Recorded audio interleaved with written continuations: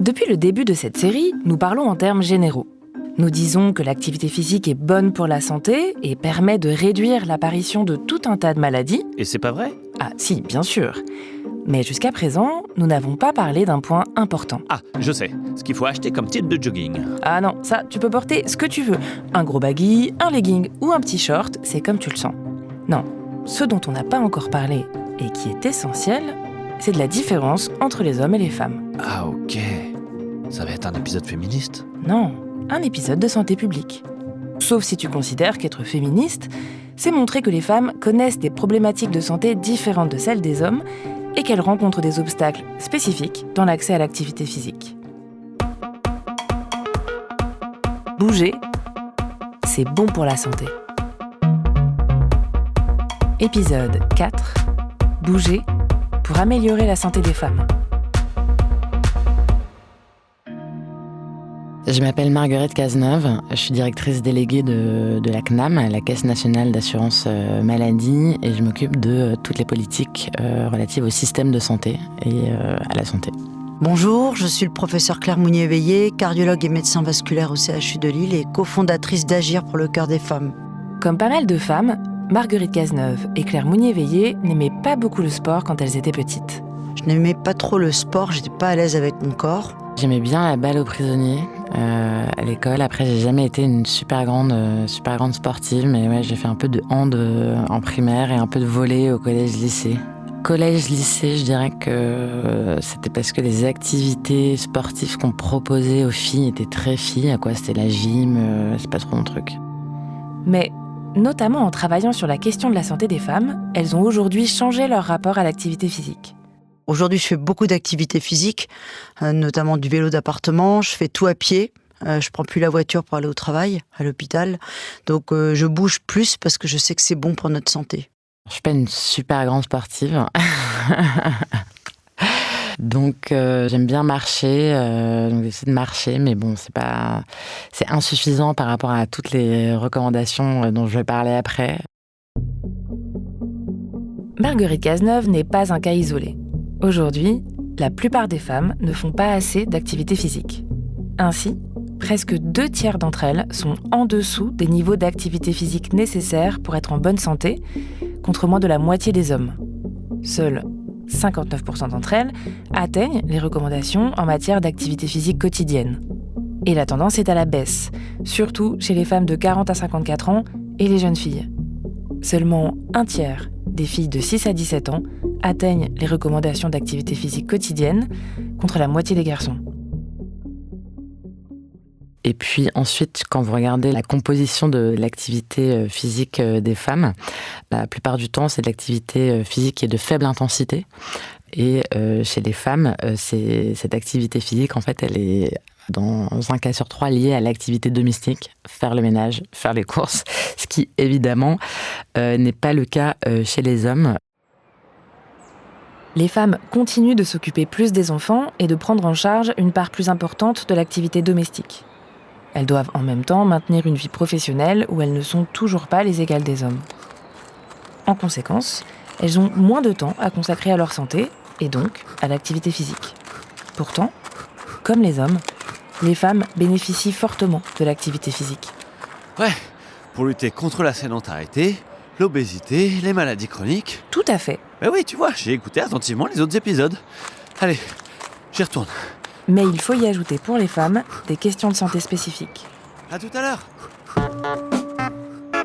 La santé des femmes présente des enjeux particuliers. L'idée peut sembler aujourd'hui assez évidente, mais elle est apparue assez récemment dans la communauté scientifique.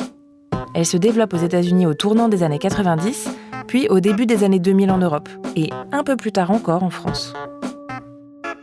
On voit bien qu'il y a enfin une prise de conscience collective sur la santé de la femme et sur ce que ça implique aussi pour les institutions publiques d'avoir un regard spécifique sur la santé de la femme. L'assurance maladie elle-même, elle en fait maintenant dans ses études un fil rouge systématique dans ses études, mais ça n'a que 2 ans et donc c'est aussi récent et donc pour nous c'est à la fois une priorité et en même temps on est comme tout le monde, c'est-à-dire que c'est une priorité dont on peut se dire a posteriori qu'elle est un peu tardive. En matière de santé, les femmes sont sujettes à des pathologies spécifiques, liées au fonctionnement du corps féminin, notamment au cycle reproductif. Les pathologies liées aux règles, comme l'endométriose, ou liées à la grossesse, la contraception et la ménopause, et plus généralement au fonctionnement hormonal des femmes. Il y a également des maladies qui touchent les femmes comme les hommes, mais qui se présentent différemment chez les femmes. C'est le cas de certaines pathologies cardiovasculaires, la spécialité du professeur Mounier-Veillé. Le risque cardiovasculaire est la première cause de mortalité des femmes en France. Par rapport aux hommes, on a un certain nombre de facteurs de risque liés à l'environnement identiques, mais qui sont quand même plus toxiques sur nos artères de femmes. Et puis on a des facteurs de risque émergents liés à la situation hormonale. Mais par exemple, l'endométriose est un facteur de risque reconnu aujourd'hui de maladies cardiovasculaires et métaboliques au long d'une vie d'une femme et à la ménopause. Vous allez avoir également la contraception avec des oestrogènes de synthèse, l'hypertension pendant la grossesse, le diabète pendant la grossesse. Puis il y a aussi les femmes, par exemple, qui ont eu la double peine, le cancer du sein avec une chimiothérapie, une radiothérapie. Elles sont plus à risque que celles qui n'ont pas eu ces traitements. C'est le traitement du cancer qui induit un surrisque de maladies cardiovasculaires. Comme la médecine classique enseigne les symptômes tels qu'ils apparaissent chez les hommes, les femmes courent le risque d'être sous-diagnostiquées. Par exemple, l'AVC a longtemps été considéré comme une maladie d'hommes d'âge mûr stressés au travail. Les médecins sont donc moins formés à reconnaître les symptômes de l'AVC chez la femme. Quand une femme se plaint de douleurs à la poitrine, ils lui prescriront plus souvent des anxiolytiques, là où un homme sera orienté, lui, vers un cardiologue. En conséquence, les femmes sont plus exposées aux risques liés au retard de diagnostic et de prise en charge. Mais quand une femme s'effondre dans la rue, par exemple, on va penser que c'est un malaise vagal, peut-être une crise d'hystérie, donc on ne pense pas qu'elle est en train de faire un arrêt cardiaque. Un homme qui s'effondre, on va se précipiter et on va commencer à faire les gestes qui sauvent, le massage cardiaque. Et en plus, le deuxième frein, c'est qu'une femme a des seins, et qu'on n'ose pas toucher une femme parce qu'elle a une poitrine. Alors que l'arrêt cardiaque, et même si le cœur n'est pas arrêté, mais bat, mais que la femme est effondrée, qu'on a un doute, il vaut mieux masser un cœur qui bat que ne pas masser du tout. Donc ça, c'est cette perte de chance. Puis après, quand l'arrêt cardiaque survient à domicile, et il y a plus de foyers monoparentaux ou de femmes vivant seules que d'hommes vivant seuls. C'est l'autre grand aspect de la santé des femmes. Leurs conditions de vie et de travail, qui sont parfois différentes de celles des hommes, et ont des conséquences sur leur niveau de stress et leur santé mentale. Les femmes sont particulièrement impactées dans le stress à la maison, le stress au travail, le stress aussi lié à la précarité, à l'isolement social. Et puis, malheureusement aussi, les violences sexistes et sexuelles. Et donc, on a pas mal travaillé aussi sur le sujet, puisque les violences faites aux femmes, quand vous êtes une femme victime de violences, on peut considérer que vous êtes une femme victime d'une pathologie chronique, puisque ce sont des violences renouvelées au long cours qui entraînent des effets délétères sur votre santé, sur votre vie sociale, et des conséquences et des comorbidités à moyen et long terme qui sont très fortes. Bon, mais d'accord, mais ça veut dire qu'on peut rien faire ? Parce que la société, elle va pas changer demain matin. Oui, alors c'est sûr que ça va prendre un peu de temps. Mais il y a déjà plein de leviers sur lesquels on peut agir pour la santé des femmes, et de façon très efficace. Dans 80% des cas, le risque cardiovasculaire est évitable. C'est-à-dire que dans 8 cas sur 10, on peut éviter d'entrer dans la maladie. De même, la moitié des cancers sont évitables.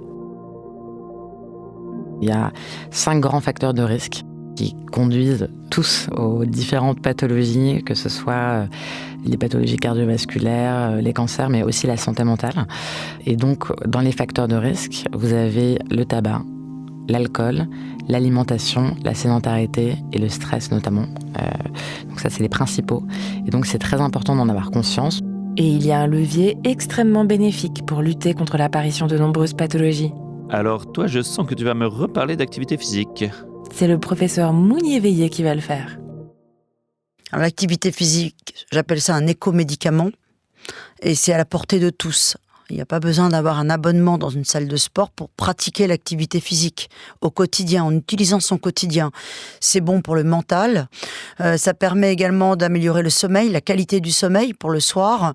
Ça limite pour les femmes à la ménopause le risque d'ostéoporose, c'est-à-dire des os qui perdent leur densité osseuse en calcium. Ça favorise également le bien-être général. Ça limite la prise de poids abdominale. C'est bon également pour le cœur parce que vous allez habituer votre cœur, comme un rodage, à consommer moins d'oxygène pour un effort donné. Mais attention, il ne faut pas non plus, si on est cardiaque, faire une activité physique intense alors qu'il fait soit très chaud, soit très froid, parce que là, le cœur va devoir travailler plus. Donc voilà, donc c'est une activité adaptée à sa condition physique. La liste des bienfaits est encore longue. L'activité physique a des vertus anti-inflammatoires et permet même de limiter les risques de cancer. Pour en tirer profit, les recommandations adressées aux femmes sont les mêmes que pour les hommes. 30 minutes d'activité physique par jour qui peuvent tout à fait s'intégrer dans le quotidien. Si on utilise son quotidien, on bouge assez. On dit bouger au moins 30 minutes par jour.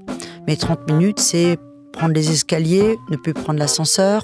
C'est essayer, si on peut, d'aller au travail avec les transports en commun, mais ne pas s'asseoir. Donc voilà, il ne faut pas restreindre l'activité physique à une activité supervisée, protocolaire. C'est vraiment utiliser son quotidien.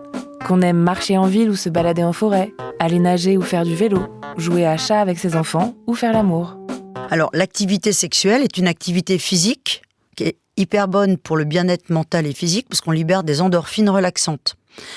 Et notamment chez les femmes qui ont eu un accident cardiaque, elles ont peur de nouveau avoir une activité sexuelle régulière et surtout leurs compagnons ont peur d'avoir cette relation sexuelle, de peur de provoquer un arrêt cardiaque. Et en fait, la mort subite pendant l'acte sexuel est rarissime, encore plus rare chez les femmes. Donc, avoir une activité sexuelle épanouie, c'est bon pour la santé. Toutes les activités physiques sont bonnes, tant qu'elles nous plaisent. Claire Mounier-Veillé, elle, recommande le vélo d'appartement. Par exemple, j'ai un vélo d'appartement à la maison, je vais faire mes séances de 45 minutes 3 fois par semaine. Donc j'incite mes patientes à ressortir leur vélo, parce que beaucoup en ont finalement, mais il sert de porte-manteau. Donc, et écouter de la musique. Donc écouter de la musique un peu rythmée. Ah ouais, c'est vrai, ça fait du bien. Ah, t'es sur un vélo aussi. C'est bon pour tout le monde, l'activité physique. T'as raison, c'est bon pour tout le monde. Pas que pour les femmes. Fouh, déjà 15 km. Mais les femmes en bénéficient plus. Quoi ? Rien, te décourage pas, continue à pédaler, champion. Ok, j'y vais. Selon une étude américaine, pour tirer le maximum de bénéfices de son activité physique, un homme devrait faire 5 heures d'activité modérée par semaine. Alors qu'une femme éprouverait les mêmes effets positifs sur sa santé avec seulement 2h30. Oh la chance. Encore une bonne raison d'encourager les femmes à faire de l'activité physique au quotidien, mais aussi de façon un peu plus intensive. Et donc évidemment, c'est bien de faire les courses, c'est bien de faire le ménage, entre guillemets, pour l'activité physique, mais ça a aussi d'autres conséquences en termes de charge mentale, de stress, de mauvais positionnement du dos, etc. Et donc, c'est bien de monter les escaliers quand on fait les courses, mais quand on zoome, on voit quand même que ça présente de fortes inégalités entre les femmes et les hommes, et donc il faudrait que les hommes montent un peu plus les courses et que les femmes fassent un peu plus d'activité physique intense avec, comme courir ou prendre un cours de sport si elles ont les moyens de le faire. Dans l'épisode 2, le professeur Martine Laville nous rappelait que la lutte contre l'obésité passe par des changements environnementaux, comme par exemple l'introduction du sport à l'école ou encore des réflexions sur l'urbanisme. C'est la même chose avec la santé des femmes. L'activité physique est un levier essentiel et accessible d'amélioration de leur santé. Mais elle ne peut pas tout régler. C'est aussi une politique publique plus large qu'il faut engager. Il faut faire attention aussi à pas uniquement responsabiliser d'une certaine manière le patient, puisque c'est vrai que quand on parle de consommation de tabac, d'alcool, d'activité physique, on peut avoir le sentiment que le patient est le seul responsable de sa santé. C'est pas tout à fait juste, puisque, comme on l'a dit précédemment, il y a des inégalités sociales de santé qui sont très fortes, ce qui veut dire qu'on est inégaux face à ces risques. Il y a plein d'autres choses qui font que, indépendamment, j'allais dire, de votre propre capacité à prendre en main votre santé, votre environnement n'est pas favorable à votre santé. Et donc, je dis ça pour dire aussi qu'il y a une responsabilité, évidemment, des politiques publiques, pas que de la politique publique de la santé, mais c'est aussi politique publique de l'alimentation, du logement, des transports. C'est une politique interministérielle que de réduire les inégalités sociales de santé, les facteurs de risque qui sont à la fois liés aux habitudes de la personne, et donc au fait qu'on arrive à les sensibiliser, mais aussi à leur environnement qui doit être modifié. Donc ça, pour lutter, l'assurance maladie, elle ne peut pas le faire seule. Donc elle a évidemment des grands messages à faire passer, mais elle a besoin aussi des acteurs de terrain, des médiateurs en santé, des gens qui sont sur place auprès des populations pour relayer ces messages, les adapter. Donc c'est un mouvement collectif, sociétal, qu'il faut engager.